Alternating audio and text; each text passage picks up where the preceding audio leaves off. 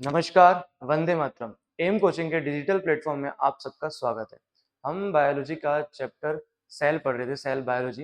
इसमें lecture number 1 हो गया था।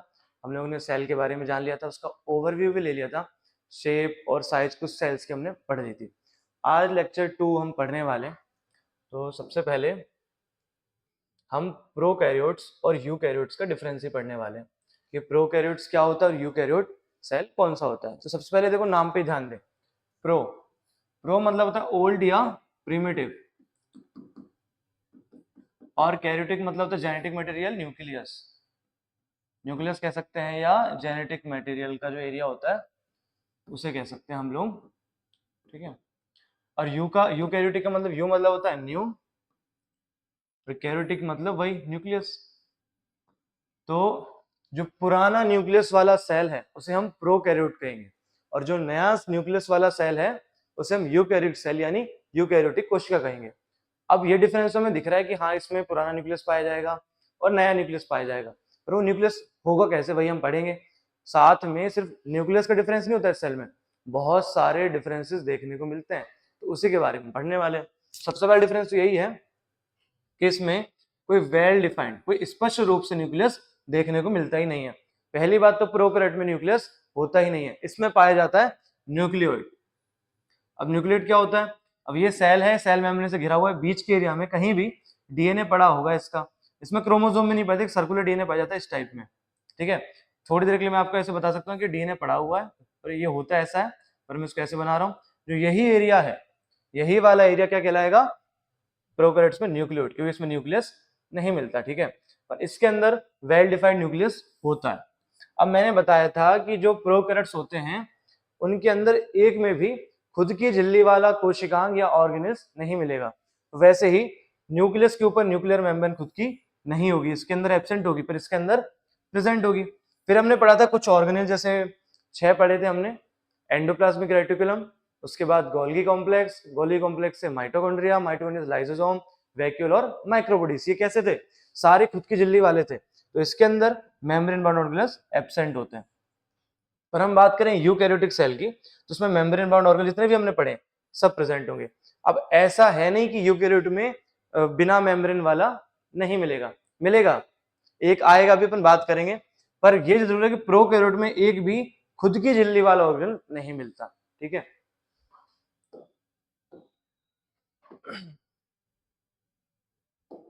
अब हमने बात करी थी कि सबके अलग अलग काम है, जैसे माइटोकॉन्ड्रिया का एनर्जी बनाना काम था, एंडोप्लाज्मिक रेटिकुलम में प्रोटीन और फैट बनाना काम था, गोल्गी कॉम्प्लेक्स का काम था उसको मॉडिफाइड करना या उसको मैच्योर कर देना।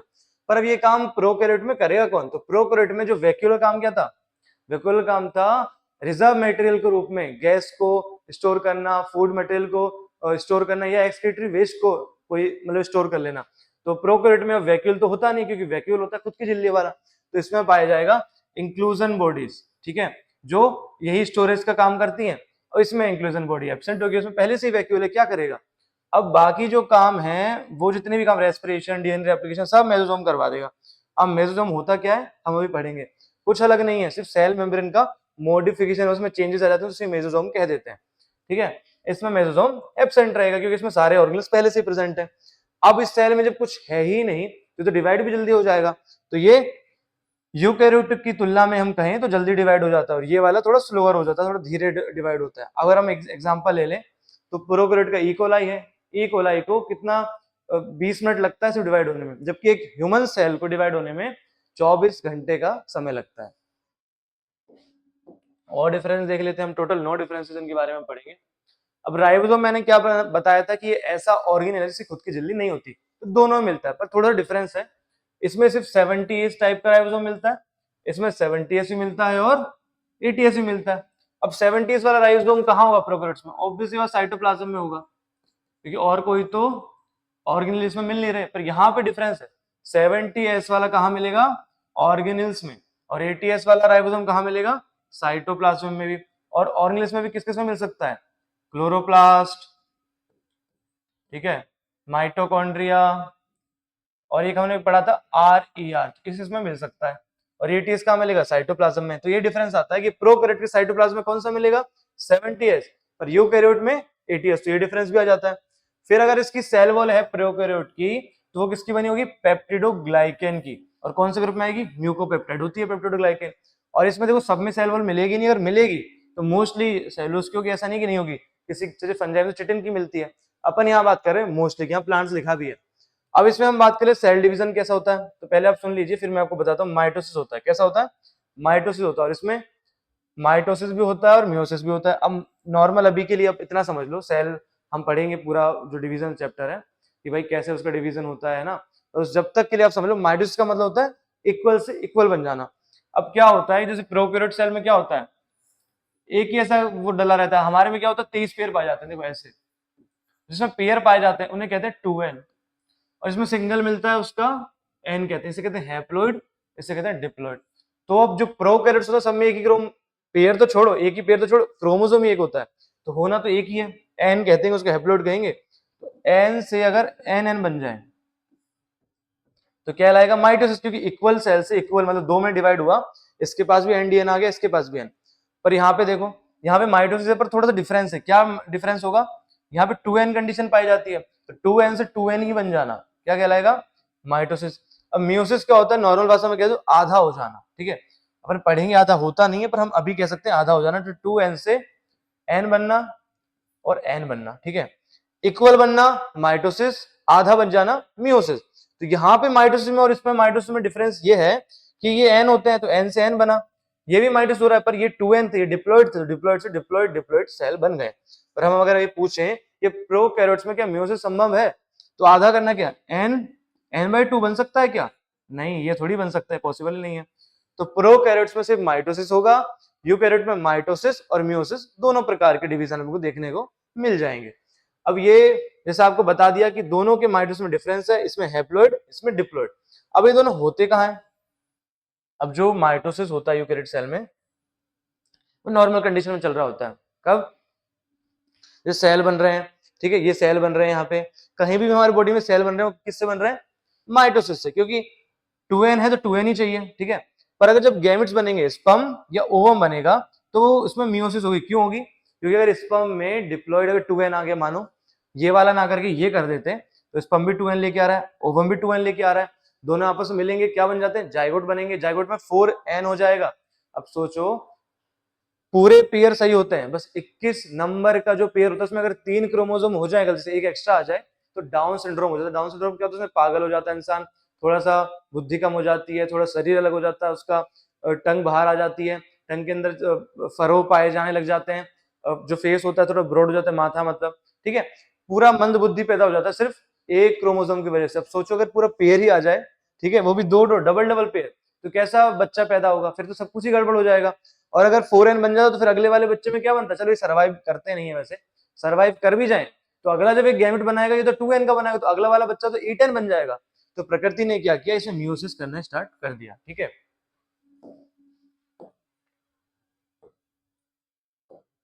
अब हम बात करें मतलब प्रोकैरियोट के हमने थोड़ा सा देखा, अब हम प्रोकैरियोट के बाद बात करेंगे, इसलिए आपको सब पहले से ही ऑर्गेनिज्म मैंने पढ़ा दी थी, ठीक है। इसके एग्जांपल की बात करें तो इसमें देखो बैक्टीरिया आ जाएंगे सारे, जैसे इकोलाई है, बेसिलस है ना जो हमने पढ़े अभी, ठीक है। फिर ब्लू ग्रीन एल्गी आ जाती है, साइनोबैक्टीरिया। अब आपको बता दूं ब्लू ग्रीन एल्गी कोई एल्गी नहीं है, कोई एल्गी आती है प्लांट किंगडम में, पर ये आएगा प्रोकैरियोट में, क्यों, क्योंकि पहले इसको कभी वर्गीकरण क्लासिफिकेशन जब किया गया था तो प्लांट्स किंगडम में रख दिया गया था, पर अब जब इसका वापस से वर्गीकरण हुआ तो इसको कहां रख दिया गया, प्रोकैरियोट्स में, यानी मोनेरा किंगडम में। तो उसका नाम है तो साइनोबैक्टीरिया, पर उसको पहले दूसरे नाम से कहते हैं, लोकल नेम, उसको ब्लू ग्रीन एल्गी कहा करते थे, तो अब भी कहते हैं, पर ये एल्गी नहीं है। उसी प्रकार माइकोप्लाज्मा, माइकोप्लाज्मा कहते हैं जोकर ऑफ प्लांट किंगडम। अब ये प्लांट तो है नहीं, क्यों, क्योंकि पहले इसको प्लांट किंगडम में रखा गया था। अब इसको जोकर क्यों कहते हैं, क्योंकि इसकी सेल वॉल अपन ने बात नहीं होती, इसकी सेल वॉल नहीं होती तो ये अपना शेप कैसे भी चेंज कर लेता है, और जोकर क्या करता है, कभी कोई रूप कभी कोई रूप, तो उसी प्रकार ये रूप बदलता रहता है, इसलिए इसको जोकर ऑफ प्लांट किंगडम कहते हैं।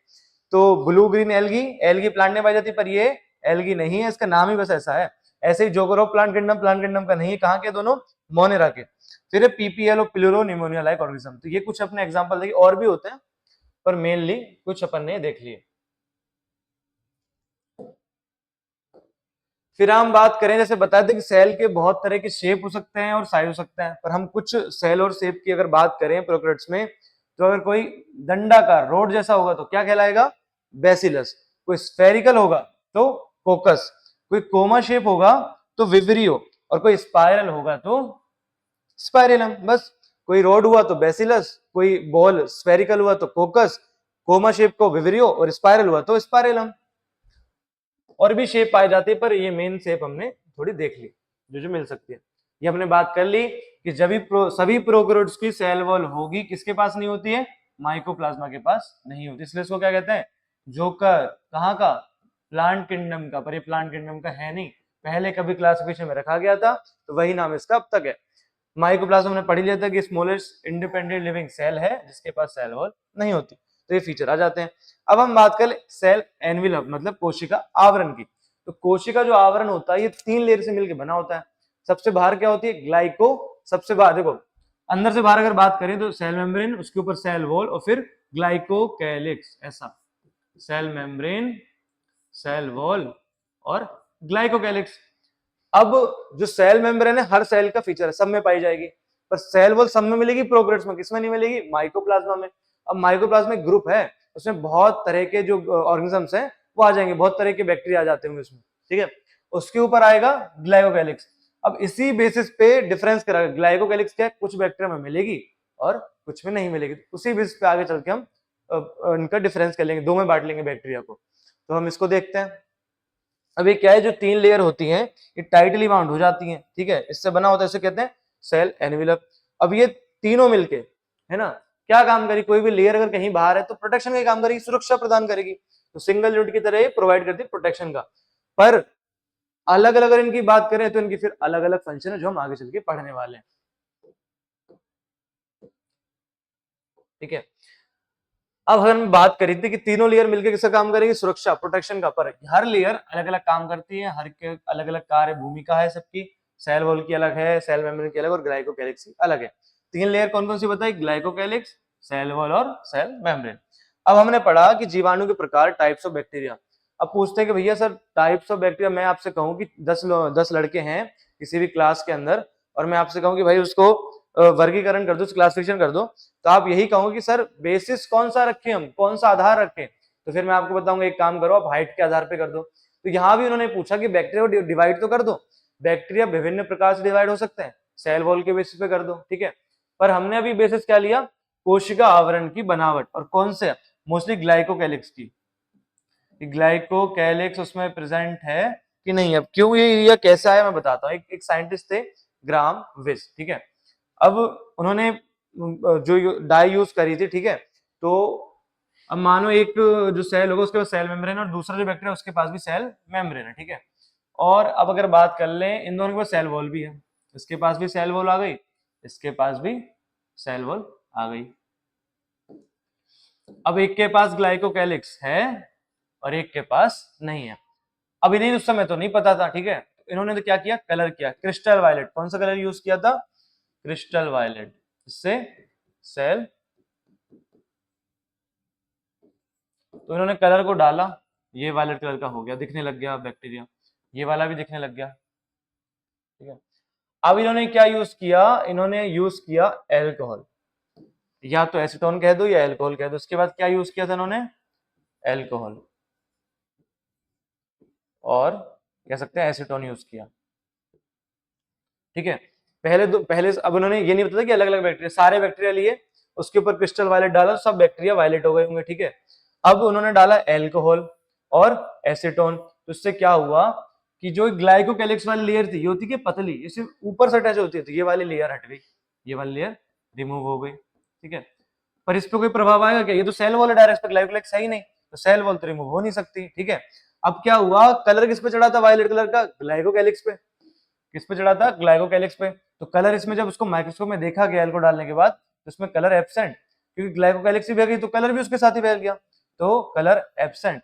और इसके अंदर सेल वॉल पे चढ़ा था तो कुछ असर ही नहीं हुआ इसको, तो इसमें कलर अभी भी वॉयलेट दिख रहा था, ठीक है। तो उन्होंने देखा कि कुछ बैक्टीरिया ऐसे हैं जिसपे कलर दिख रहा है और कुछ पे नहीं दिख रहा, तो जिन पे दिख रहा था उससे कह दिया उन्होंने ग्राम पॉजिटिव, जिनका नाम ही ग्राम था, और यहाँ ग्राम नेगेटिव।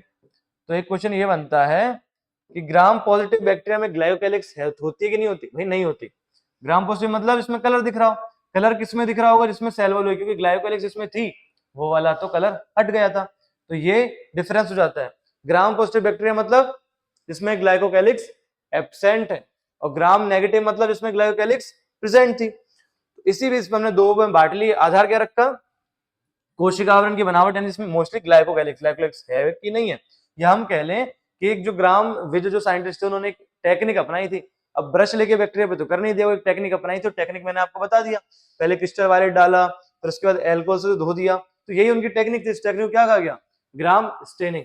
इसके आधार पे ग्राम स्टेनिंग का तरीका क्या था, विधि क्या थी, या कोशिका आवरण की बनावट, दोनों का मतलब एक है।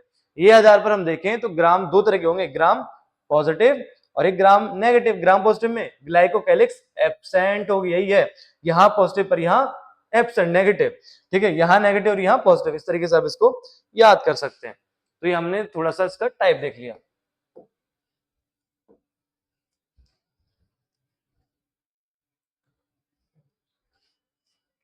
अब हम सबसे आउटर मोस्ट लेयर की बात करें तो कौन सी होती है, ग्लाइकोकैलिक्स होती है। लेयर को पढ़ना स्टार्ट कर देंगे हम लोग,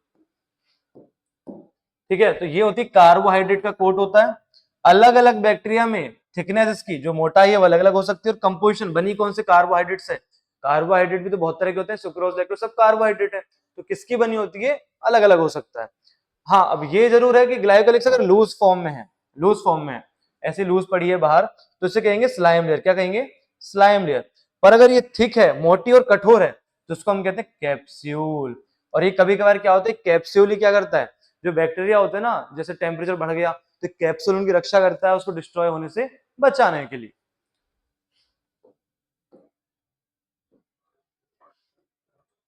तो स्लाइम लेयर क्या काम करती है, स्लाइम लेयर चिपचिपी सी होती है, तो कभी पानी कमी हो जाए कहीं जगह पे तो बैक्टीरिया को बचा लेती है, ठीक है।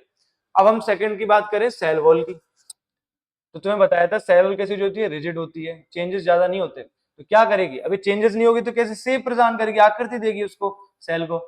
हम सेकंड अगर हम बात कर लें कि ये बैक्टीरिया क्या करती है, अब ऐसा नहीं कि बैक्टीरिया में पानी भरेगा तो ये फूलेगा नहीं, बैक्टीरिया फूलेगा, ये कोई भी सेल फूलेगा, पर सेल वॉल क्या करेगी, उसे फटने से बचाएगी। ऐसा नहीं कि बहुत ज्यादा फूल के फट जाएगा, नहीं, बस्टिंग से, ये फटने से उसको बचा लेगी।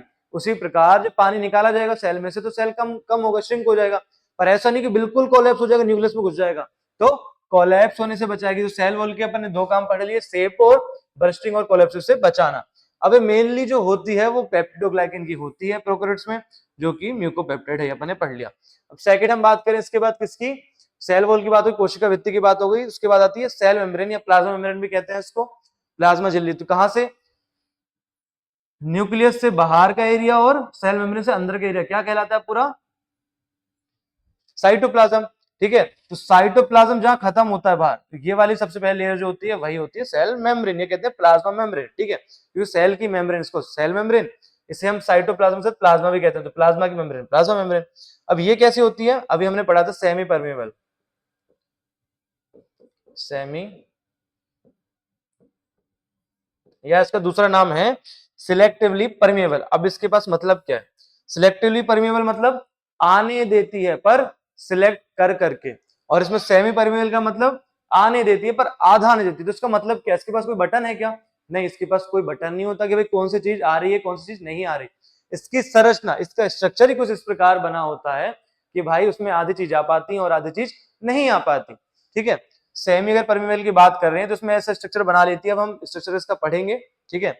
सेल मेम्ब्रेन जो होता है यूकैरियोट्स में यूकैरियोट की तरह ही पाई जाती है, जो प्रोकैरियोट की जो सेल मेम्ब्रेन है वो सेम यूकैरियोट की तरह पाई जाती है। तो हम जब यूकैरियोट के सेल मेम्ब्रेन का स्ट्रक्चर पढ़ेंगे तब इसके बारे में हमें समझ में आ जाएगा कि भाई ऐसा क्यों हो रहा है।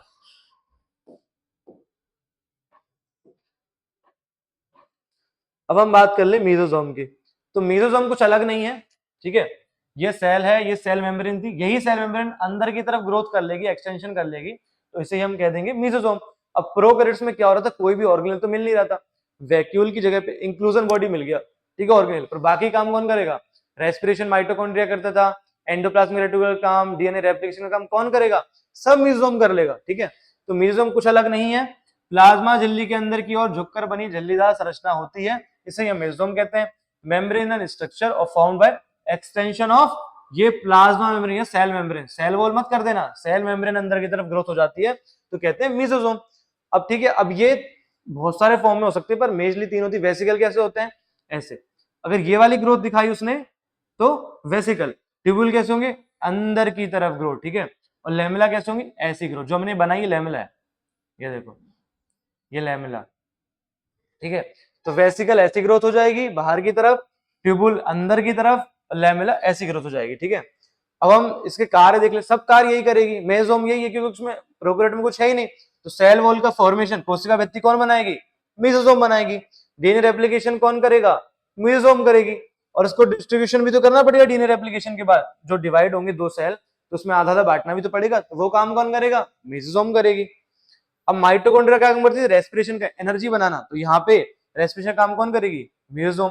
अब जो एंजाइम सीक्रेट होते हैं वो कौन सीक्रेट करेगा यहाँ पे, मेसोसोम ही करेगा, क्योंकि कुछ और है ही नहीं। तो सीक्रेशन प्रोसेस यही होगा, मतलब इसके पास जो एंजाइम जो कंटेंट होता है वो किसके पास होगा, यहाँ पे मेसोसोम के पास होगा, ठीक है। एंजाइम कंटेंट यही लिख लो,